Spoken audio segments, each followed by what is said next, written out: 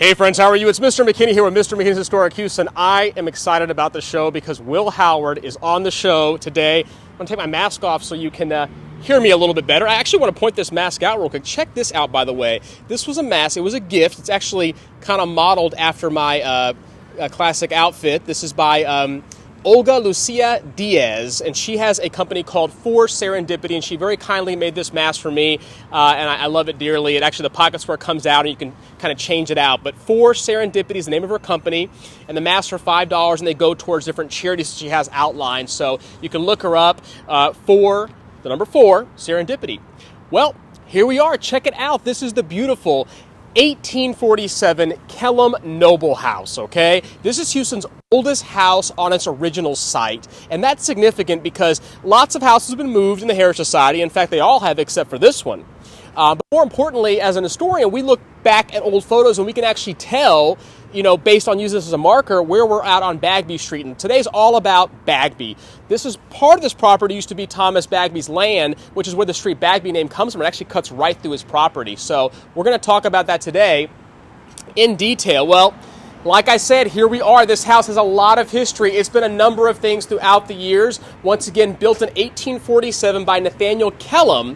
Now, he had a brick making company on this site, a little brickyard over here, and he would get clay from the Buffalo Bayou area, right just down from us. So it really is significant, and this was put here in 1967. They got the plaque. The Heritage Society was actually formed to save this old house, and Allison Bell is going to talk about that in a second, and we're going to show you one of the original homes of the Heritage Society before then. In fact, when Allison Bell, oh, there she is. Hey, look at this. It's our executive director, Allison Bell. Hello. Hello, welcome back. Look at this. Well, here she is. We'll tell. I was just talking about this amazing, home itself, the 1847 Kellum Noble House. But talk about the structure behind us. What is this? Sure. So this is actually just a replica of what would have been. As you know, none of these houses had kitchens in them, so this would have been a replica of the kitchen. But what it really was our first office, our first ticket office, because the Heritage Society started, as you said, in 1954, and we just had the one house, and so we had the one office with our docents selling tickets to see the one house. I love that. The Quilter's Cottage is what we Yes. now call it, because Yes. we named it in their honor. Exactly. We did have sweet little ladies who took the time and quilted, and then we would sell the quilts. We would auction them off at our gala. Oh my! And we have a quilt in our tea room. We sure do. We can Look show that at later. that! Yeah. Oh my gosh! We'll continue. So, and you're going to notice some ADA additions to this place as well. Talk about a renovation that happened recently. We just recently completed the renovation in November of 2019. It was a 5-year renovation, but the fascinating thing about it was that when they were renovating, they found some artifacts, some very unusual artifacts underneath while they were tunneling out because our foundation was crumbling. Will you show us some of those artifacts? I would love to show you. Well, let's go inside. Let's check it out. So we start with, as I mentioned, the little contractors who were working there started finding unusual things under the house, and they would set them up on the ledge because, as I mentioned, they were digging a whole new foundation. So they would put these unusual artifacts on the ledge around the base of the house, and our collections curator came over. Ginger Bernie. Yeah. And was swing around this way and look at that real quick. How about that? And she was called over and realized that these were very important artifacts. They stopped the construction of the house, and they had to call in a working crew from the Archaeological Association here in town, and they stopped and did a 5-month dig and found all these fabulous Well, artifacts. if you're talking about anything archeological and digging in Houston, you're probably talking about Linda Gorski and Louis Albach, because that team is wonderful. They led the dig, and there was another wonderful woman who had things spread out in her living room. Oh, let's look at that. So what we found, this is a chamber pot. As many of you already know this, but this was found in pieces all across this property, and they took the time, many months, to put all the pieces, and you can see they didn't quite find all of them. Back here in the back is some silver that was donated to us through Zervia Noble's family, which we appreciated. Well, that is wonderful to be able to have, and she was in the house the longest. Yes, she was. Right? And she started the schoolroom that we'll see in just and that's where the Noble name comes from Kellum Noble. Nathaniel Kellum had the house first. He built the house. And then, of course, bricks from Buffalo Bayou. Isn't that great? Yeah. So look, and now where are we at now? So we are in the formal dining room, which is beautiful. This is where they entertain. It's a little sparse in some of these rooms because we use this house as a facility rental.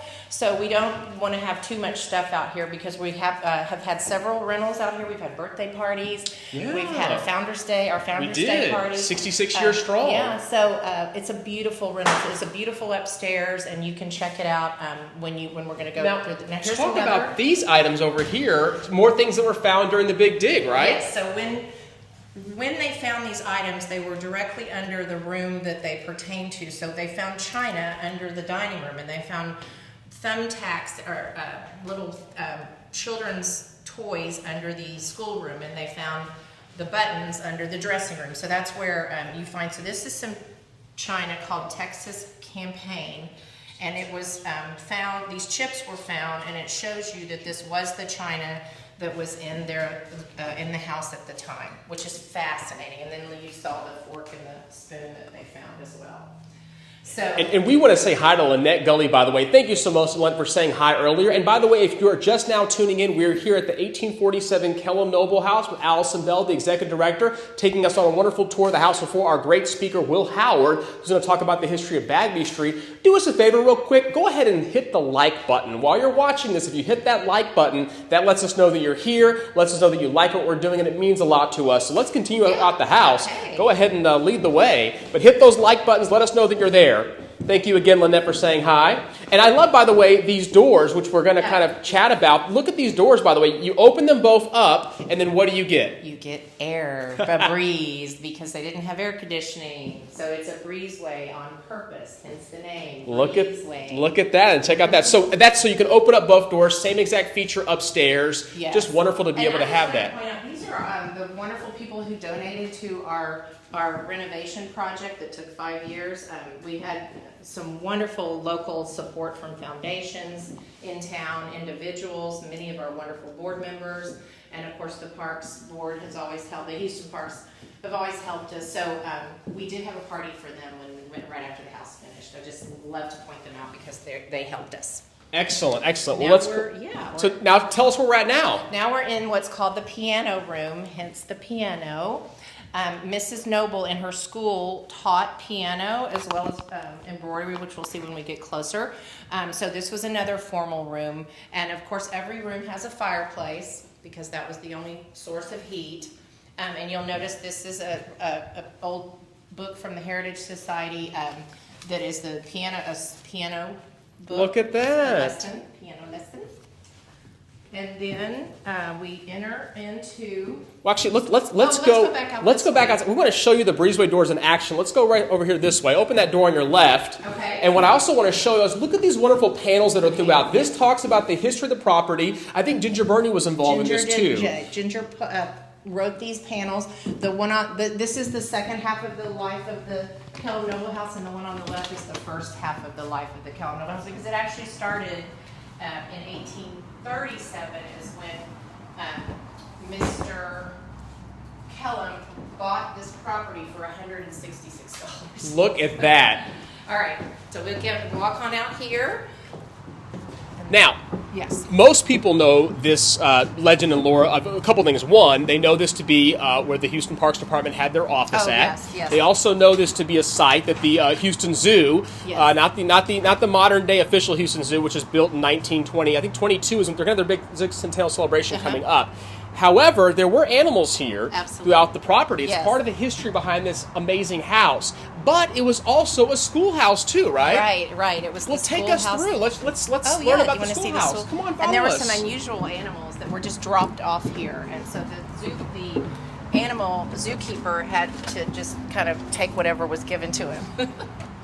So now we're in what would be an idea of what the one-room school, and you've heard of the one-room schoolhouse. So this is the one-room schoolhouse where Miss Noble and her daughter taught. All of this furniture was donated to us by a wonderful man down in the Clear Lake LaPorte area, and he took the time to mail us different papers, and he came to our opening, and he's a very dear person that we were very fortunate. And of course, it would just be the one small bench, that the kids would sit on. And then we have the slate. This was chalkboard, which is actual slate. And when we go around to the last exhibit, there we found pieces of slate under this side of the house. That is amazing. Well, let's keep going because I want to learn more about the house, and I know our viewers will too. And this is what you're talking about over here. Here's the slate. Yes, and this is the panel about her school. And here, as I mentioned, is the slate that we found. We found a little thimble because I told you she taught knitting. We found a little, is that a domino? Yes, yeah, a little domino. An inkwell. And I love this. These are marbles. And look at the shape of these marbles and what wonderful shape they were. And they were found under this area because this is where the kids were. So again, more excavation, more wonderful pieces. I love that. Well, let's sit down. Let's get cooking with the actual, show. We love to have this little executive director update on all that's going on at the Heritage Society. So we'll just kind of plug this in.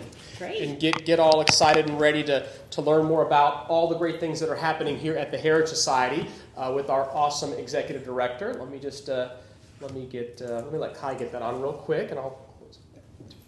So have you had a busy week? Oh my goodness, this week has been, of course you've been very busy. Getting our shows ready, yes. Oh, nonstop shows. I want to say kudos to our production staff, and you'll get to know them as we get closer into our. We've got a little thank you section that we do, but really want to appreciate all the folks that work to make the show possible because we start the shows. It's a weekly show, as you know, and then we do it. We start working on them definitely 2-3 weeks in advance, so it's never constant, ending. Right. But we do love what we do. Well, of course, we have with us the amazing Will Howard. He's going to be on the show today. He'll be here shortly. And we're so excited to be able to present him. But before, let's have a chat with our Executive Director, Allison Bell. Let's get going with what's going on with the Heritage Society because people that are out there want to know. And if you're just tuning in, by the way, you're watching our show that we do live weekly. It's called Live from the Heritage Society with Mister McKinney, and we feature different guests. But right now, let's talk about... That's when we were on the Deborah Duncan show. That is right. That's from a year ago. For the birthday party. For the birthday party. So we do this birthday party with Mayor picture. Turner every year. And, of course, things will be different this year because of everything that's going on with COVID. But that was a fun opportunity to really promote Houston's birthday, and that's what the Heritage Society has been doing, promoting Houston history since 1954. And thank you, Deborah Duncan, for letting us be thank you to Deborah Duncan for doing that, for allowing us to be on the show. Well, this is where we'll tell people what this photo is. Sure. So this is actually the family. Which is an old photo that we found that we love because it shows the house, it shows the shutters. A little difference that they've changed some of the columns out. You notice that the columns are different than what we have now. But this is a family photo from 1800s. I mean, it's amazing that we've had that. I think you've got a few more too. Right? Oh yeah. Well, this is we talked about this. Tell people about the construction that was going on. Yes. So this is what I mentioned, the construction. So we feel like perhaps when they built the parking garage next door, it shook the foundation here because we could see signs of cracks. So we, as I said, we had some donors and started the campaign and started this, look, you can see them down there. So as I mentioned, these guys were down there and doing the excavation and they would find all those wonderful artifacts and they would just set them up on here on the ground or just on the ledge. And that's when Ginger said, we better stop. This looks important. So yeah, it was fabulous to see. And then look how beautiful it turned out after 5 years. We're so happy that we have one more phase, but we're going to try to hold off on that as long as possible because we love having this open. People are so happy that this house is back on tour. I mean, I've been here 3 years, and this is the first time I've been able to go inside since it's been finished. So we're very excited. Oh wow! Look at that. Well, hey, talk about, speaking of events, yes. Talk about a big event we have in the fall. People should know about this. We are very excited. Our luncheon is coming up on September 15th. We have an annual luncheon with a speaker, and then we have an evening event in the fall. So this year's speaker, we're very excited, is J.P. Bryan from the Bryan Museum. We are honoring our wonderful board member and past president, Harriet and Truett Latimer are being honored. And then our co-chairs, our honorary co-chairs are Dancy and Jim Ware, who are on the Bryan board, but they're, of course, everybody knows who Dancy Ware is, very active here in Houston. Public relations, she's the Public best. Relations guru. And so we are having our luncheon. As I said, it's going to be at the Forest Club, which is a historic building out off of Memorial. And of course, we're going to practice CDC guidelines, and we're restricting the number that we can. But we would love it if anybody wants to come and hear J.P. Bryan. I think your next slide you can show that our Laura Woods is our development director, and reach out to her if you want to buy a ticket because it's really fabulous and it's fun, and we will be very careful about everything too. Absolutely. You know, I think it's important for folks to support the Heritage Society because it's been a tough year for us, like it has with so many other nonprofits out there. But we don't want you to forget about the great work that we do here, and that we need to make sure people know. And come join us. You know, if you feel or simply contribute if that's something. We may do a virtual event if we have to, so it'll be online as well. So we have a backup plan. That's what we're looking at doing now with everything. Well, talk about women's history items because Ann Sloan. Oh, you got So as I mentioned before, we have a new exhibit that we just opened a couple weeks ago, the celebration of 100 years of the suffrage movement and the marking the anniversary of the vote. And we do have some gifts you can purchase online on our website. We have really cool bookmarkers, a children's book that's wonderful, t-shirts, everything that you can find on our website. Or if you can come in, we're open Wednesday, Thursday, and Friday, just short weeks right now. I'll zoom in and check out those items real quick. I want to make sure people can see them. You can look around in the museum at the 2 exhibits we have, but if you're not comfortable with that, then we just recently put our tour, the women's exhibit, on our website, virtual, and you only pay $5 for a virtual tour. So you can click on that as well. You can do that anytime, day or night, if you just want to watch that as well. Wow. And then we also have the exhibit coming up. People should know about this. Yes, this is the exhibit that I mentioned. It's up now. It'll be up until March of 2021. We extended it because of COVID. We wanted to open it in April, and then we tried May, and then we tried July. So we're finally, 10 to 4. And our hours, check with us because our hours are subject to change because of COVID. So, and there's also, as we mentioned, I think, and actually Will's going to talk about, there's a lot of construction going on Bagby Street right now.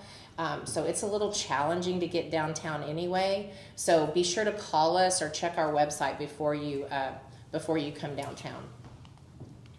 What else you got? Well, and speaking of women's history, our co-curator. Next week, we have with us Ann Sloan. Okay, she's going to be on the show. Ann Sloan's going to be joining us, so make sure you tune in. It's going to happen on August 12th, Wednesday, August 12th, of course, at 7 o'clock, our weekly show we do live here. The great thing is that we're actually going to be inside the exhibit hall. So you're going to get to see a lot of the exhibit. The exhibit, yes. Yeah, and we have a virtual exhibit that's going to be coming online or maybe already on, but this is a little bit different because you'll be able to ask questions to Ann Sloan. So here you are walking through the exhibit. If you have additional questions, it's really like you're there, but not only like you're there, it's like you're there with the best tour guide ever, one of the co-curators for the actual exhibit. So with Betty Trapp Chapman. She's very passionate. She is very knowledgeable about women's history and, of course, put together the project. And you'll find out about all these lovely ladies over here. We're going to talk about our 10th award. We're going to talk about Hattie Mae White. You're going to learn all about their legacy, who they are, happening. Now, a big thank you to Joanne Zumbrum for joining us. Of course, she is a board member here at the Heritage Society. She's also on the Collections Committee Chair,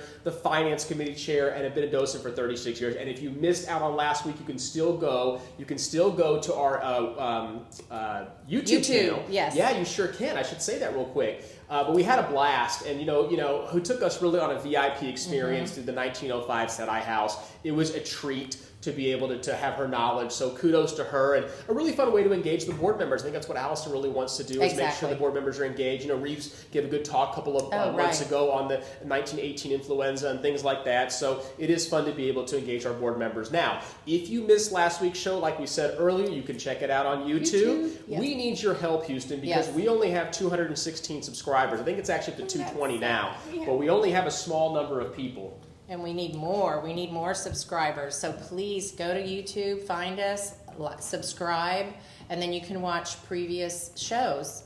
You sure can. And not only that, you can also, besides watching previous lives with Mr. McKinney at the Heritage Society, you can also see, architecture videos, Houston history tour videos, African American history videos. A lot of things are going to be available online, and we need to get our subscribers up. So if you have a Google account, you actually have a YouTube account. You just don't know, but you do. So you just go to youtube.com. It automatically links to your Gmail account on your phone or your device, and then you just hit the subscribe button and the like button, and then you now are going to see other videos that we'll have coming up. So we do appreciate that. So something, by the way, for our Houston history lovers out there, tune in tomorrow, Thursday, August 6th, from 3 o'clock to 4 o'clock on 90.1 KPFT. It is a show that I do every week called the Houston Hour with Mr. McKinney and Catherine Anspon, editor over at Paper City Magazine. We do a weekly show about arts, entertainment, Houston happenings. So there's the art side of things. We have on the show John Guest Jr. with H. Mac. the Houston Museum of African American Culture, the CEO, there he is, Melanie,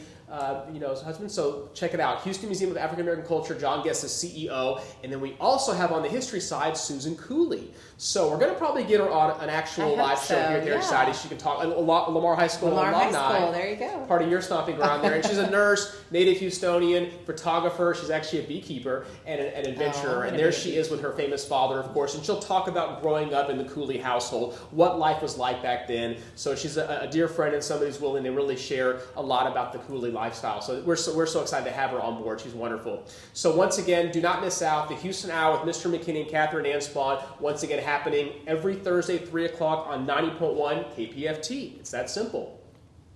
Michael Bloodworth, who came and spoke to us as our very first history guest, he does awesome lectures, okay? And he is going to do a really cool master class on Houston aviation history. It's happening on Saturday, October 22nd. It's happening at 12 o'clock to 3 o'clock. There's 3 different sessions that he's doing. It's all the same session, but 3 different opportunities and time slots. The master class is 1 hour long with limited seating, approximately about 15 people in the classroom, socially distanced, spread out. So please hurry if you're interested. You get to go, we'll show you the website in a second. The class is essentially free, but you do need to pay for admission into the museum, which is just $5. It's a very nominal fee. And the money does support the beautiful 1940 Air Terminal Museum and, of course, the great work the nonprofit does over there to really promote Houston aviation history itself. So, like I said, that's the building, by the way. I know many of y'all know that in the history community, but if you're not aware, that is where your classroom is going to be. It's stunning. It's also used for private events. That's the inside of the building, too, so it really is special. And once again, with Michael Bloodworth, the one and only, he is one of the most knowledgeable people when it comes to Houston aviation history, and he's going to be giving you a master class. Go to www.1940airterminal.org. Once again, www.1940airterminal.org. You'll be able to get all the information there. Once again, happening on Saturday, the 22nd at noon, okay? All right. Prizes. My favorite part. This is the best part. We're going to talk about prizes now. If you're a loyal viewer, we really appreciate it. If you're a loyal viewer, you mean the world to us. I know a lot of people have been chiming in. Like I said, and by the way, if you're there, let us know you're here. Go ahead and hit the heart button. Hit the heart button right now. Tell us that you're here. I'm actually watching on my screen. Let's see who we have chiming in. We got a couple hearts coming in. This is wonderful. Okay, Vicki Blakely, wonderful. She's watching. Thank you, Vicki. Thanks for joining us. She's real active, here in Houston. So very, very pleased to have them chiming in. So here we go. Let's talk about prizes. For those of you, by the way, who tuned in to Joanne Zumbrum's talk over here, and you stayed to the end. You had to stay to the end to win the prizes because you knew the questions are. Here we go. Here are going to be the answer to the trivia questions once again with Joanne. She did a great job. Look at her 1920s flapper outfit that she wore. She came all dressed up and really had a good time. It was a pleasure to have her do that. So let's see. This was the setting for the last talk that we had. Inside the beautiful Stati house. This is the youngest house that we have here. It goes back to 1905, and it was moved here in 1986. And you saw the great photos on the freeway when they chopped it in half. Now, here's the first question. Who was the founder? Oh, well, let me let you take over. This is the fun part. Who was the founder and the developer of the Westmoreland neighborhood in 1902?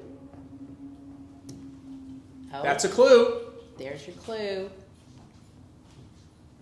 Oh, is that another? Yes. And the answer is William Wright Baldwin.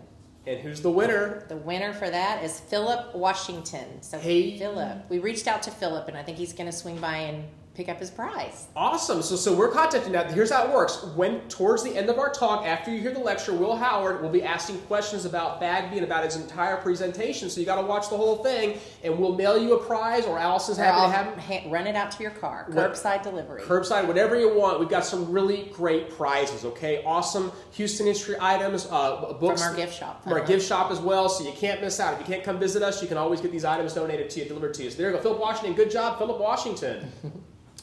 Next question. Okay, what was the name of the person Leah was married to? Henry's brother. That's a clue. Henry's brother. Who knows the answer? And Leah was one of the sisters. Oh, who's that man? Is that Grover? Grover, no, wrong Grover. The winner is Marcia Lutz, and we love Marcia Lutz. She's a docent with us, so she was watching. We appreciate it because she can't be here in person, so she's watching our show. I love that, and no disrespect to Grover Cleveland, our president, 2 times actually. So no disrespect to him, but we wanted to make sure Grover's the answer. I could have used Grover from Sesame Street. I thought should about have done Sesame that. That would have been Street. easier. How about that? Okay, next Why question. is the milk bottle out of place in the Stati house? And this was pointed out to us by Joanne. And look at the milk. What shape is that? Check that out. Zoom in on that. It is square. And the answer, it should have been round for the time period. They were round before they were square. And the winner of that, my friend Ethelyn Cladell. Oh, Ethelyn Cladell, she is wonderful. I love that. She's watching us again tonight. She's been a faithful viewer on all these shows. She was sure watching has. Kimber Fountain, and I told you last week that she donated a beautiful rug for the Stati house. So she sure did. And you know what's exciting too? She was the one who pointed out, the rug you mentioned earlier. She did that too. Yes, she did. And the name Cladell might sound, if you're living in Southwest Houston in the Meyerland area, you're going to see Cladell Street, the shopping center where the Baskin Robbins is at, and the old antique store used to be. That was done by her father, by Robert Cladell, Bob Cladell, and he named a street after the family, of course, because that was the original family farm earlier than that. And then her sister is Robin, and that's where Robindale comes from. It's a combination of Robin and then the word Dell, so that's really cool. A little fun tidbit. And Ethelyn's a realtor, so great. Who better to know Houston than somebody who's got a Houston history connection? Realtors, we love realtors. So here we go. Okay, what's the name of the architect who did the 1915 remodel of the Stati house? I remember you all took a tour through there. There's a clue. He also did this building, so that's your clue. And the answer, does anyone recognize him? It's Alfred C. Finn. He did lots of wonderful things. That winner, Ethelyn won again. Oh my gosh, she's on top of it, man. You can do that. All fairness, what we do is we use Facebook and Instagram. Yeah. It has a timestamp whenever you answer the question and right. Your wonderful production team goes through for me and points out who the Alana and the others of key and tells me who the winner is. So I'm not picking favorites. No favorites here. We do everything on the up and up. So thank you so much. So she won twice. You can do that too. Yeah. So don't hold back when you want to answer questions. Next and then, question. Of course, the most famous question, what year was the Stati house built? And I know you all surely guessed that one because we talk about it all the time. 1905.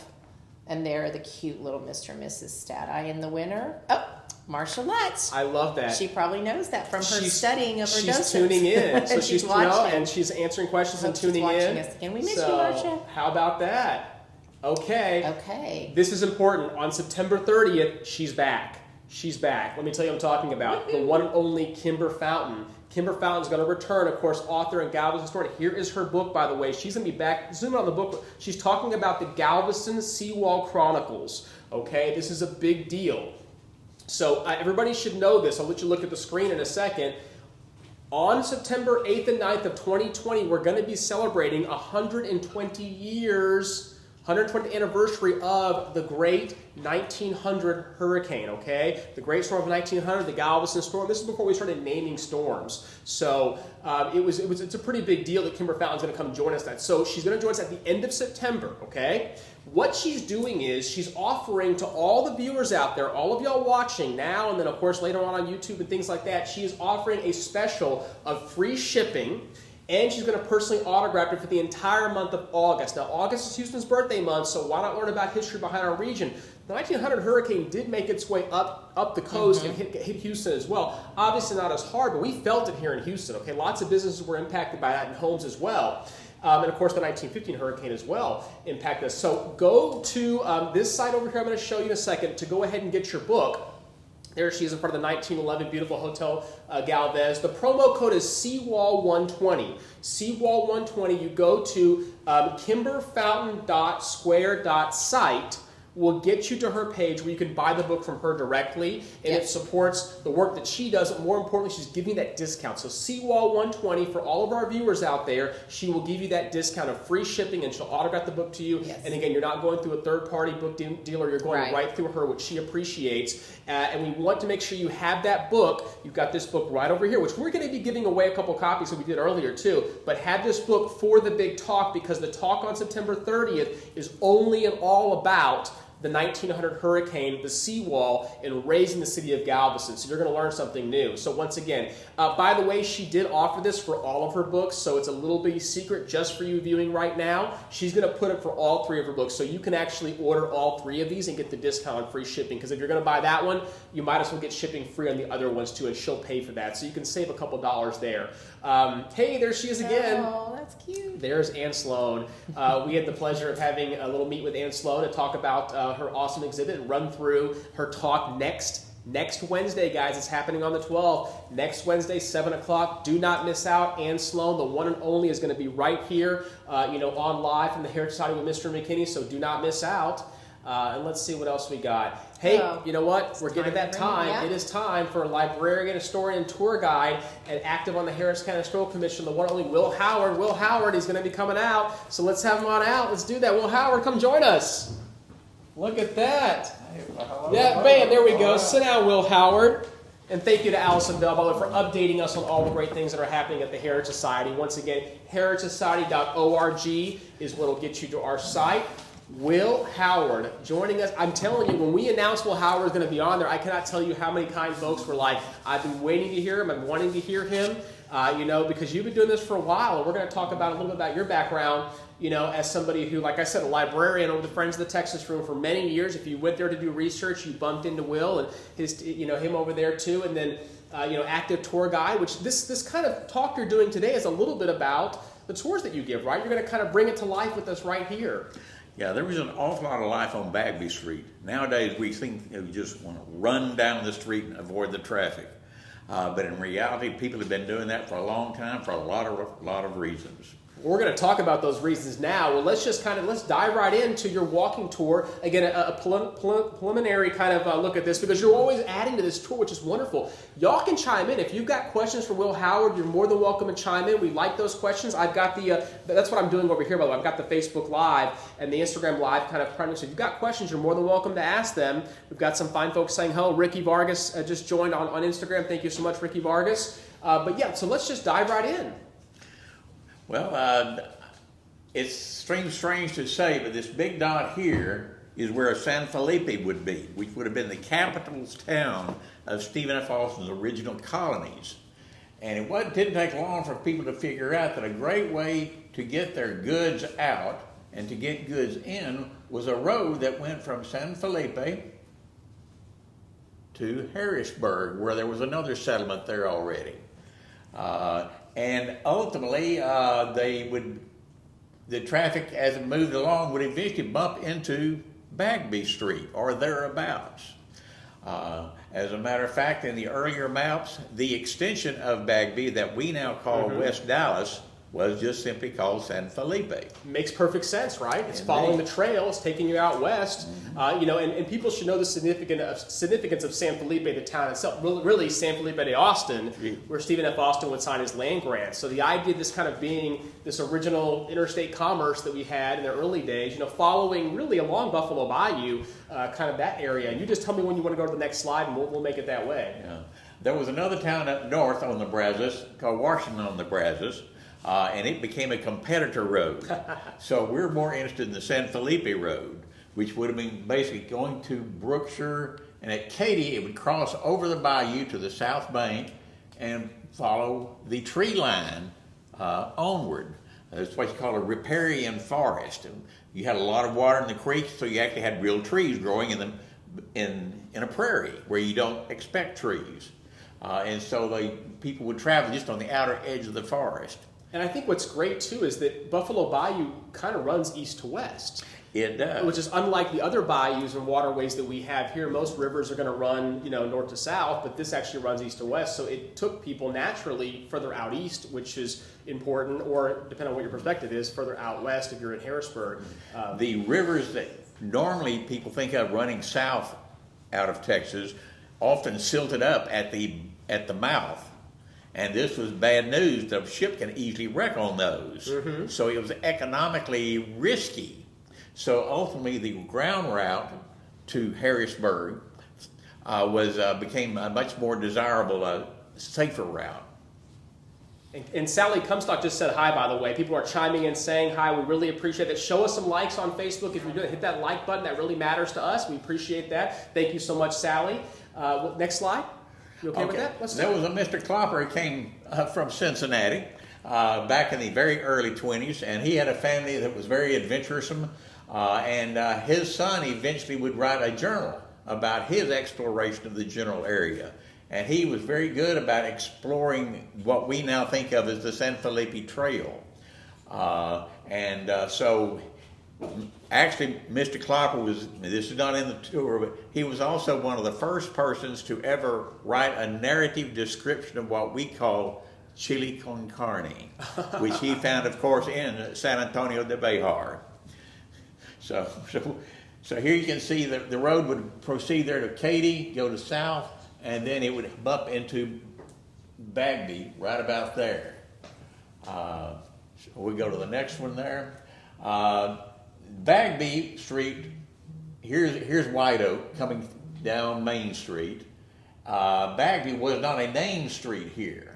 The last named street here is Brazos, and the back lots would have had facing blank land without a name. But it very soon became Bagby Street.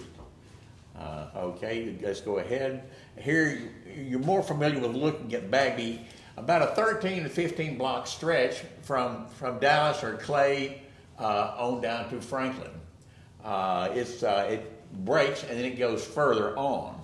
But you can see there all sorts of green historical markers and blue historical districts here on the modern map as well. And it's on the southern bank of the bayou, okay?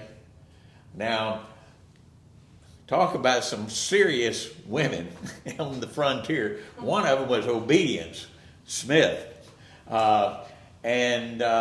She was able to lay claim to a piece of land that stretched all the way virtually from Bagby out across, even included the Menil collection. Big chunk of land. And that got divvied up one way or the other. But her son, Ben Fort Smith, actually built her a little cabin, apparently along Lamar somewhere, between Louisiana and Bagby. So in a sense, she might have been the first resident with an actual real wooden structure. There were a lot of tents in those days. That she eventually, of course, did move off and go into elsewhere. But she was quite a person in her own right. And I love this, by the way. This is my buddy Audrey Cook, and Audrey Cook is really active with the Winlow Place Civic Association and neighborhood. She lives in the area, and I presented her in a couple of different venues that we've had her speak at, and she's just wonderful. That book is like the size of a phone book. It is this thick, I'm telling you, and it's very detailed about the legacy and history of Obedience Fort Smith. So a little shout out to Audrey Barrett Cook, a buddy of mine, and of course that marker that she worked so hard to get put there, which is by Allen Linear Middle School, which is wonderful. So, yeah. Now here, there we go. For just general orientation, all those little dooboppies didn't come up. Yeah, they didn't come up. So there's normally some activity on there, but it didn't come up for a second. But I guess that's okay. We'll have to. Well, anyway, around her Obedience's cabin. If this is Louisiana, there's Lamar. So her cabin would have been somewhere between Louisiana and Bagby. Now, in 1837, there was a veterans hospital virtually right under us. Exactly which lot it was on, but Asheville Smith had been designated as the Surgeon General of the Army by Sam Houston. He actually was rooming with him at the time. It was kind of crowded in those days. And so he built a veterans hospital basically underneath the Heritage Society offices over there. It was one little quick little structure and two borrowed tents. One guy got his tent back, so they said, well, let's go ahead and build a real one. So they ended up building another one that when the Veterans Hospital left, because the capital was moved to Austin, then it became more like a city hospital. Now, also nearby, in that general area where the dog leg is, here you have the dog leg. Here you have Bagby coming down here, and we're familiar with that little dog leg right there. In this general area right there was basically an African-American civic center. You have Well, and the very famous, Pilgrim Building was right there, which we're going to talk about later in your talk to give people perspective. And of course, Antioch Baptist Church is right over here by the old Enron building. So you kind of have an idea. Andrew Street is a main thoroughfare within 4th Ward, so you can kind of see where that's at. And I do apologize.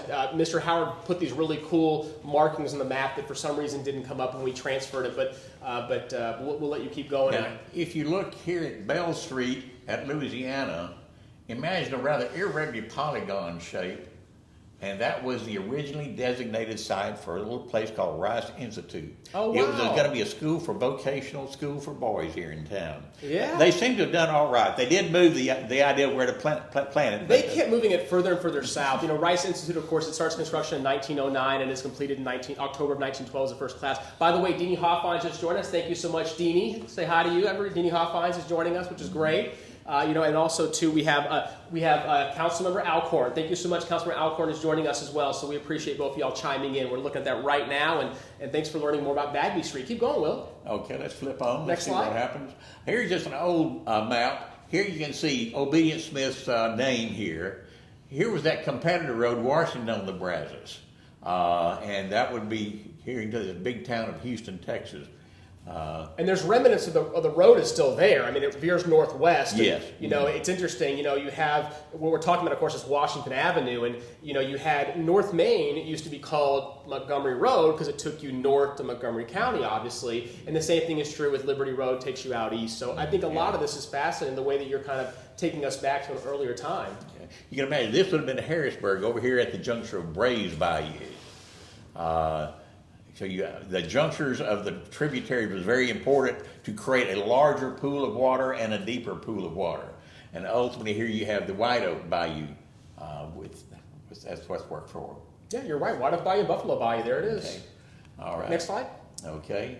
All right. Here we have Sam Houston Park. There we go.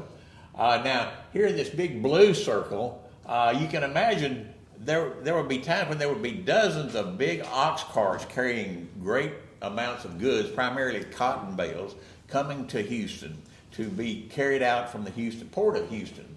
And they would camp literally along the bank side, on both sides of the bank. So if you can imagine right here where we are, you might hear, oxen bellowing in the distance. You might see campfires right out there.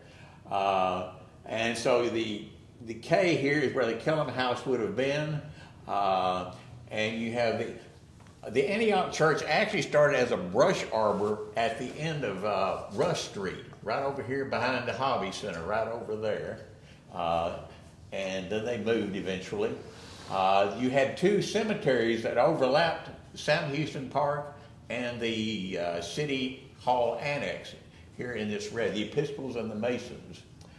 Here, of course, you have City Hall in green and Annex there. The block that before this annex was made, there was a fellow named DeGeorge who was big doing the city real estate, built several hotels and whatnot. The Lancaster still stands. Yeah, the 1926 Lancaster, and Michael DeGeorge is the house that you're talking about, right on that site over there where the annex is built on top of, and really important gentleman in Houston's hotel history. So now, when there was discussion about moving City Hall from Market Square to somewhere else, this was the general area in question. The preferred site was this one right here, the DeGeorge block. But I don't think there were many people that wanted to tell Mr. George he was going to have to move. So they said, why don't we put it across the street? And it's funny because he owned a bunch of houses on this block for his family. He had a large family, Italian family, so they had lots of family members living there. So you're absolutely right. Next slide. Are you okay with the next slide? Yeah, well, after Mr. George did finally leave, then there was a City Hall cafe, and there was the Houston Stoneworks and various uses. All right, let's go ahead. Now, Asheville Smith, he was the fellow who put in that veterans hospital, and he was a Surgeon General, and here you have a real fine book about him. There was a lot of dealing with yellow fever in those days. I believe around the year 1838 or 39, about a third of the city of Houston contracted yellow fever, and a tenth of the city died. I mean, we're talking about pandemic again, but nowadays we have a little better understanding of what's happening. In those days they called it, the miasma is going to come and get you. But, okay, well, let's take Now there's the modern version of the Antioch Church, of course. It's a nice Gothic structure. And it's at Clay and Robin Street. A lot of African-American school teachers lived on Robin because there was a high school there, there was a middle school there, and there's actually a ballpark just behind Antioch called the West End Ballpark, where the Houston Buffs played their baseball from I think from about 05 to 20 or 30 or something like that. It's where the power plant, the power grid is at now, right? Exactly, Yeah. indeed. Yeah. So We've always been power hitters. Okay, now here is the kink in the road.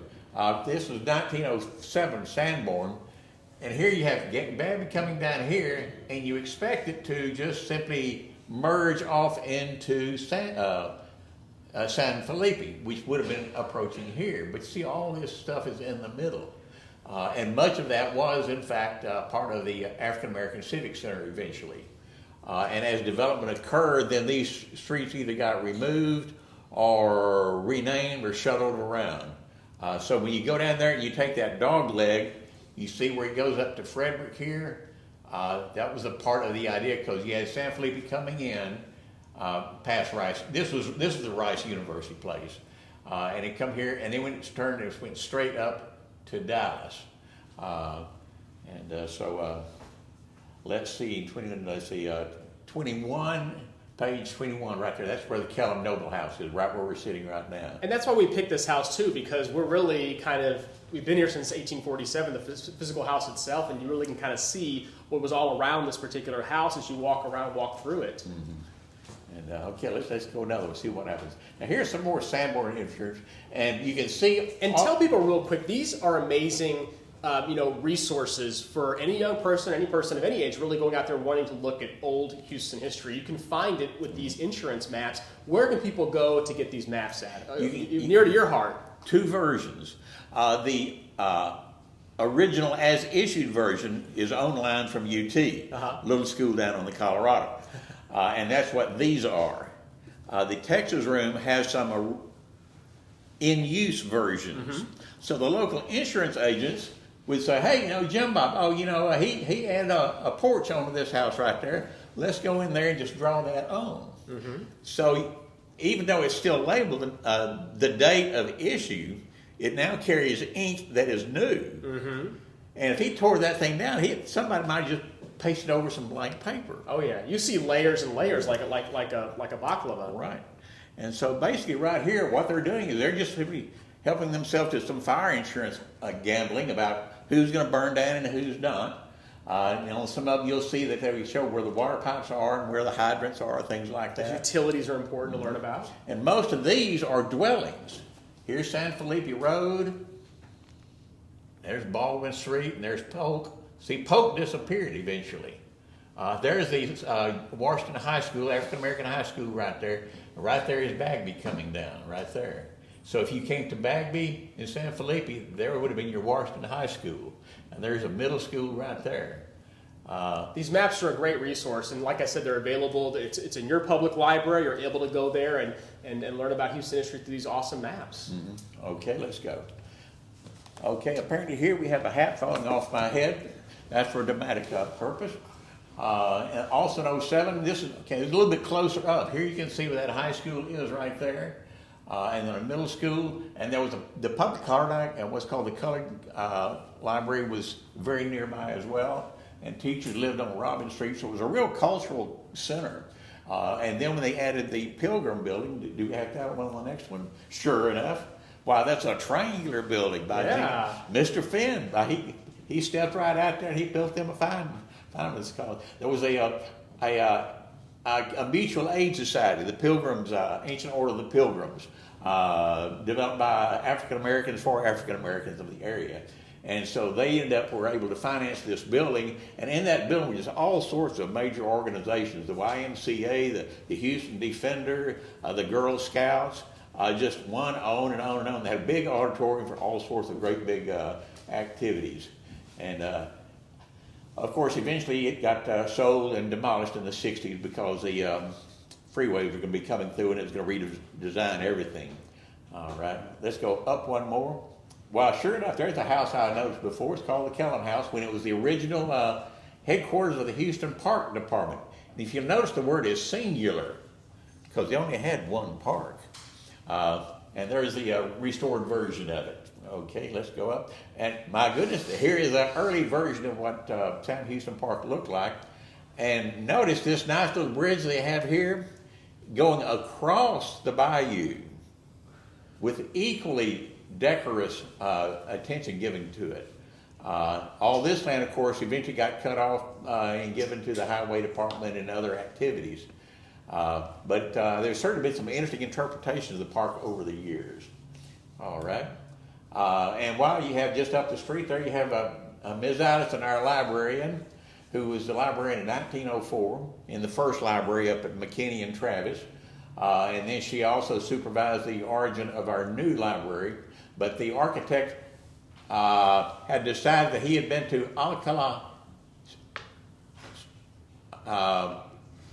Spain, and had seen the Alcalá de Henares, this structure over here, and this inspired him to do the Spanish Renaissance plateresque style here of the Julia Allison building. Particularly, you can see all the fancified fenestration at the top, which would have been a wall of the sort. You can see the same similar activity up there, and then there are all sorts of decorative details that are not obvious at this point. I'll give you a tour anytime you like. Okay, next one. But the resemblance is, is there. It really is. Of course, this is a nice postcard you have there. It's a detail from overhead. And here you have a mural from the WPA period. And here you have the old reading room that's up on the second floor.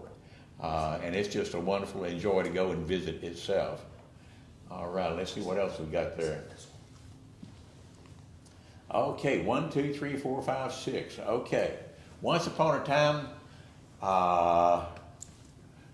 here was Sam Houston Hall. 1928, Jesse Jones decided that he was going to pull off a coup, and he had the 1928 Democratic National Presidential Convention right here in Houston, and he built this in several months in order to accommodate them. I think about 20,000 seats or something like that. Now, next door to it would have been the DeGeorge block, which became the City Hall Annex. Number 3 would be a portion of Tranquility Park right here. Number 4 right here is where City Hall would eventually be. But at this stage in time in the 1930s, early period, it was serving as a venue for traveling circuses, thank you. So the use of that block has not changed that much from a circus to city council. So then we go to number 5 here. This is Herman Park, or Herman Square. And you can see it doesn't look like we know it today. It was redesigned. Number 6, this would have been the other half of Tranquility Park. This right here is a Greek Orthodox church built around 1917. And all their services were conducted in Greek. I think they said Alpha, Omega, and that kind of thing. That's real fine Greek, I can tell you right there. And they, of course, did eventually move out, I think, in the 60s, and they've got them in a remarkable multi-block establishment there in Montrose. Well, it's ironic because they would, establish in 1917 right over here on this block, of course, and then 1952, I believe they moved out to Montrose, but they tore down the other DeGeorge mansion that was on Montrose Boulevard to expand their campus. So, but they have one of the largest Greek festivals in the nation, so we're happy for that. The food is great. The food's great. They work on it year round, but they did tear down the DeGeorge mansion, so I'm a little sad about that. And number 7, one hears about the House family. If you don't know the House family, T.W. House. T.W. was the original E.M. House son, is often credited for putting Woodrow Wilson in the White House, and there's a compelling good argument for that.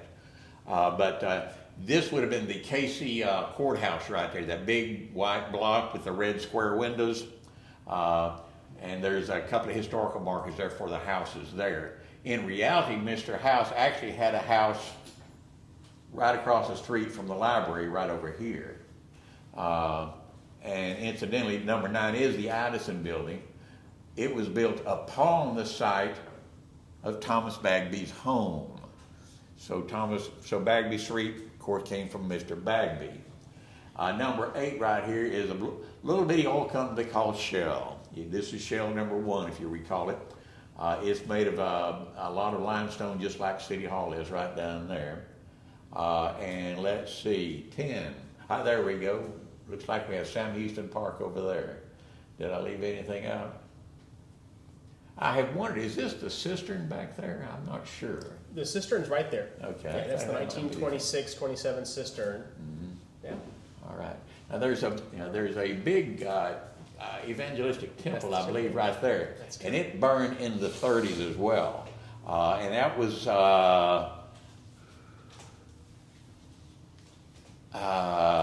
benefited by having a fire station right across the bayou, across the bridge right there. Yeah. Yeah, I believe that's what that is, because there was one on the corner there. All right, next one. If we look at this one, here's City Hall. I like this imagery. Looks like a ziggurat going up in Babylon.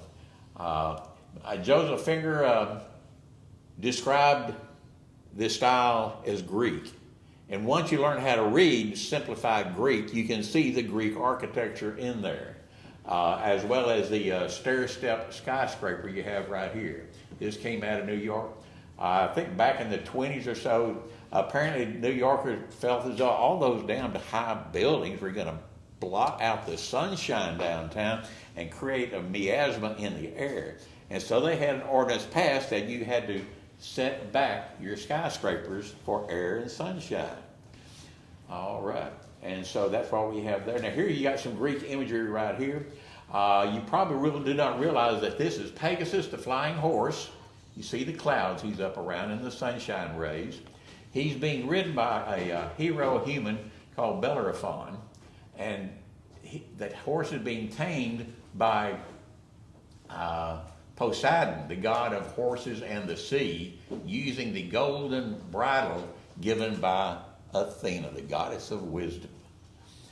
Over here, you also have another piece of imagery. You have Lycurgus prostrating himself out, swearing an oath of loyalty to Greek democracy.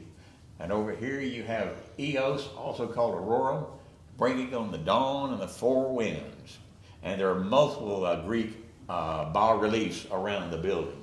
Well, actually, right there we have a King Hecatop. I get my Greek mixed up. Let's see, I think that might be Charlemagne or King John, I forget which. Anyway, that's not part of it at the moment. Let's go on. Okay, now here's an image of you've seen the Hobby Center from this view. And here you have another one from the top. And we'll go back in time on the next slide. And let's see, there we have indeed the Sam Houston Coliseum and Music Hall that came up in the 30s. And it followed the Sam Houston Hall where the Democrats had met. You also had, this was, if we go back go forward one more slide, excuse me. Here's the old Democratic Hall. Apparently they enjoyed their patriotic flags in those days. Who would have guessed? The first time the rodeo came into town, it was in the Sam Houston Hall, which is what it came to be called. Now, interesting enough, you also find on that block, before Sam Houston Hall, you have Dr. Elva Wright's TB clinic, built in 1913. She had come to town, she was a medical doctor and all that, big organizer, and she said, my goodness, we've got to do something about this TB here in town. And so she set up a clinic right there. And you can see the very nice landscaping to keep nice air going. And look at all those windows for ventilation. And I suppose they put the fence up to imply some sort of quarantine-like effect. And she was around for quite a long time and had a great effect on the city. All right. Now here we have our, let's see, okay, we're going down Bagby Street. And here we go, here's Rusk and here's Capitol. And right there was a courthouse built in the early period. And then there was a second one built right on top of it in the 20s. It was a combined criminal courthouse and jailhouse. And so you would have a courthouse there, then you had the fire station there, and then you would have the South Houston Hall right there. And over there you had that evangelistic temple that burned. So here's Tranquility Park now. Well, Tranquility Park's actually right here for people's perspective, here and here. Yeah, look at that. And again, all these pink things suggest that there's a lot of domestic life. Okay, back up one. Okay, you see this line fuzzy through there? And this line right there making that irregular space? There was a big gully. It had been eaten out by a creek over years and years and years. And that's why you really don't have much activity going on there, because it was just a big old gully and most people didn't want to live in the bottom of a hole, you know how some people are. And but ultimately, if you go to Tranquility Park, you begin sensing there's land there, but it's slightly not up to the level of the land around it, and that's part of the reason why. And I believe at one point the Greyhound bus station was about here, and at one point the Houston Press newspaper was there. Not the most recent one people know about. There was another one. I don't want to shock you, but it was colorful, and they followed scandal and things like that, unlike the most recent Houston Press that was stayed and formalized. If you've read that, you know how that was. Okay, here's an 1890 Sanborn. Here's Russ Street, and it's about to go into Bagby right here, and it's talking about the old wooden bridge. Here's a mattress factory right there, and they also had storage space across there. And again, you see lots of dwellings. Here they call it African American shanties. And let's see, there we go. All right, excellent. Okay, now there's something I just kind of caught. If you've gone down Bagby, you're familiar with this little bitty Sweeney triangle sitting there that has the clock in it. And that clock has a long history of moving around from one place to another, and it was, at one point, it was in what was called the farmer's market that we'll meet just in a moment. Underneath the bridge, going back one, was a police firing range underneath the Capitol Street Bridge. And this standing oak that you see right over here, that was there. It is not a hanging oak. That's been clearly defined. So when you hear somebody refer to it, just simply smile and just don't try to argue with them, because they won't believe you anyway. But it was not the hanging oak. The executions they did there were inside the courthouse, not outside. Okay, now here was an imagery of the first courthouse that was there, and it was just really stylishly done very well. However, it was preceded by the Freedmen's Aid Society, which was an aid to the Freedmen's for educational purposes. Before that, there was Mr. Stanley, who was a great horticulturist and selling of seed stock and stuff like that. And so he probably is the one who was responsible for keeping that oak in good shape. And it would have been on the side of this courthouse, which is now right there. Here is the long, now called the Bayou Place.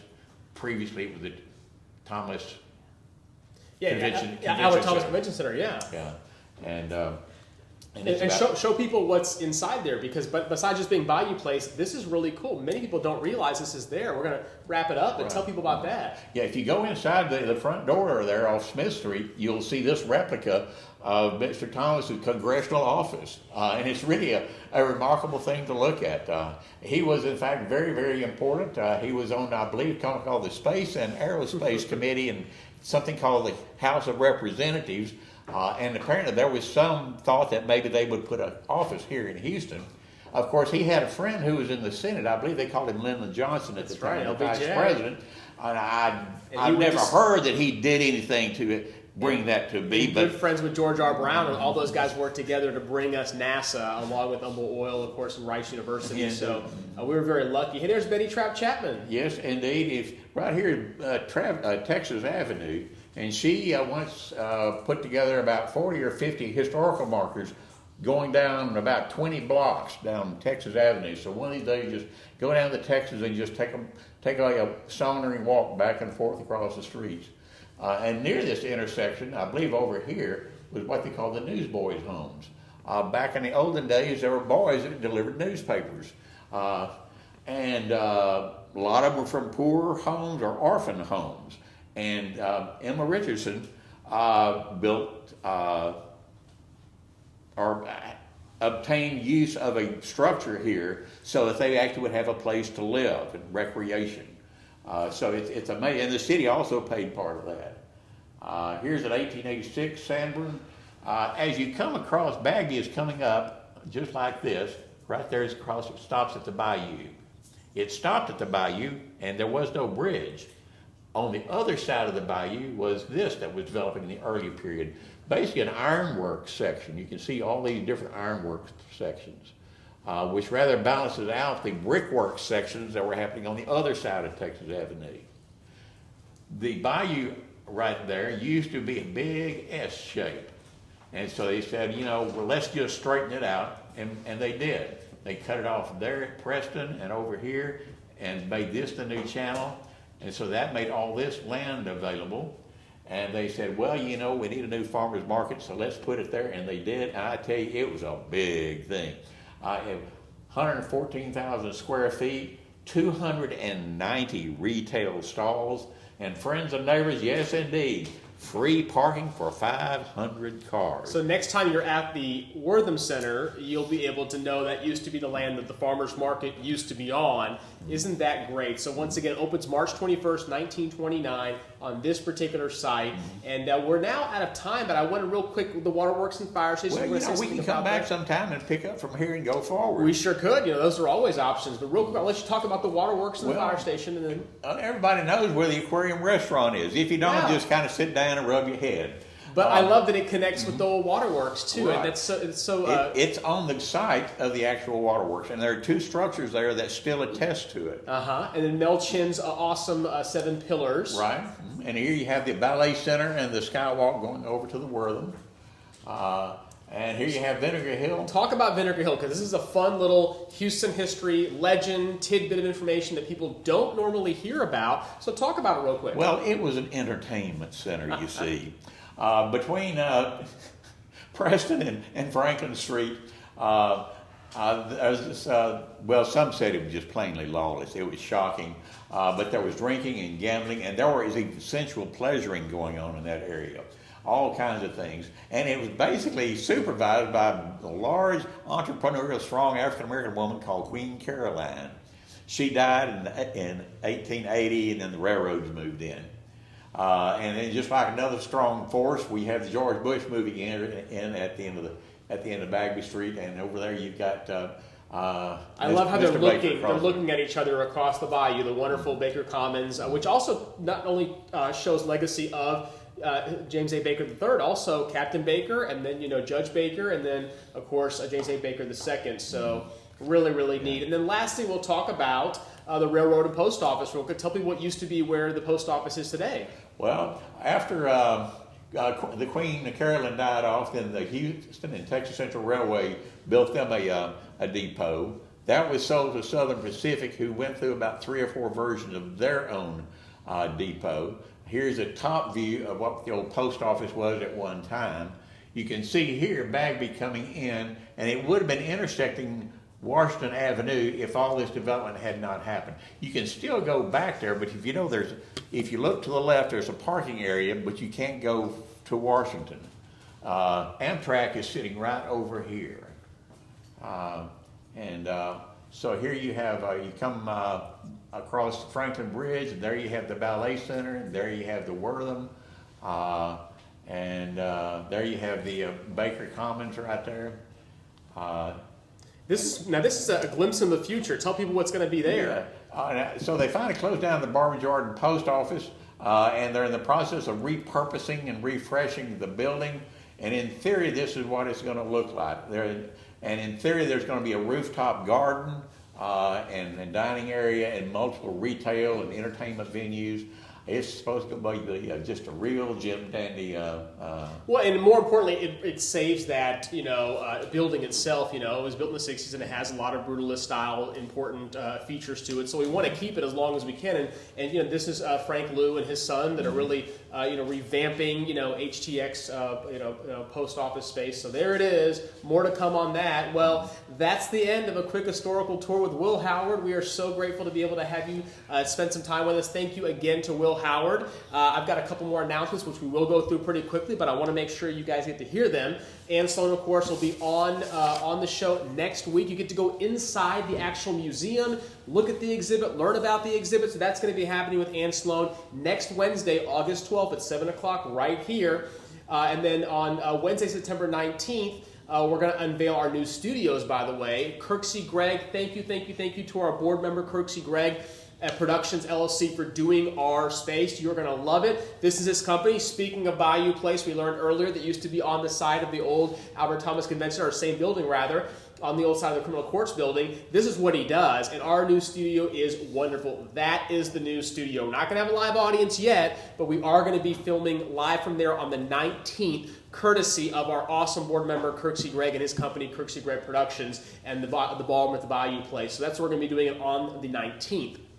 And then, of course, on the 19th, our guest speaker is going to be the one and only Mike Acosta with the Houston Astros Baseball Club. You do not want to miss out on Mike, because you can ask questions about Astros baseball history, and he's got the answers, because he is their historian for their team and their authentication manager, so he is wonderful, and will be talking to us on the 19th. So the 12th is Ann Sloan, the 19th is Mike Acosta, and some other great guests are coming up as well. So look forward to that. It'll be live in our brand new studio with also some memorabilia. So once again, the 19th of August at 7 o'clock, live from the Heritage Society with Mr. McKinney happening then. And then, of course, if you like old postcards, stay tuned, because if you love them, on Wednesday, the September 2nd show is going to have with us Daniel Monsanto. Daniel Monsanto wrote the book about Houston postcards, so that's going to be happening once again on September 2nd. So like I said, no shortage of fun things that are happening here. Want to remind you to like and follow our social media page, especially our Facebook page, because that matters to us. Great posts done by our communications director, Debbie Duty.